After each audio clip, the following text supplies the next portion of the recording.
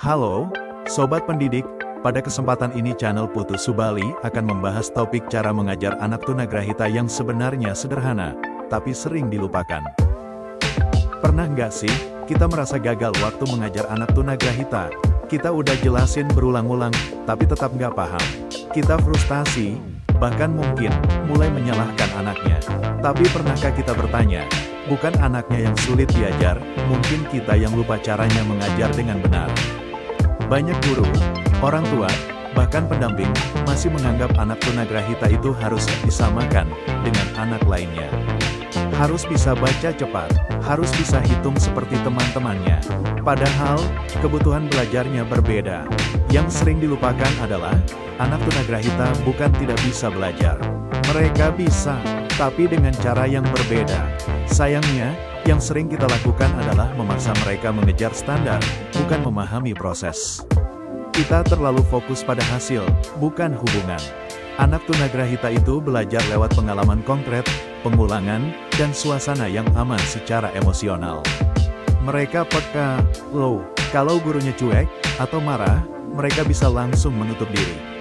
Justru, saat kita hadir penuh, duduk sejajar, menatap mereka, menyebut nama mereka dengan hangat, disitulah koneksi dimulai. Dan ketika koneksi terbangun, proses belajar akan lebih mudah. Karena mereka belajar dari rasa nyaman, bukan tekanan. Jangan terlalu banyak teori. Gunakan satu kalimat, lalu beri contoh visual.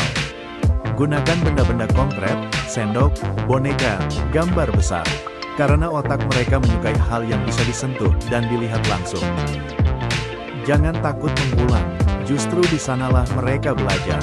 Ingat, mereka bukan lambat, mereka hanya butuh waktu. Saat mereka bingung, sedih, atau marah, jangan langsung dihentikan. Tanyakan, kamu capek? Ya, itu kecil, tapi membuat mereka merasa dimengerti. Kamu hebat, sudah coba? Jangan hanya puji hasil, tapi juga usaha mereka. Mengajar anak tunagrahita sebenarnya sederhana.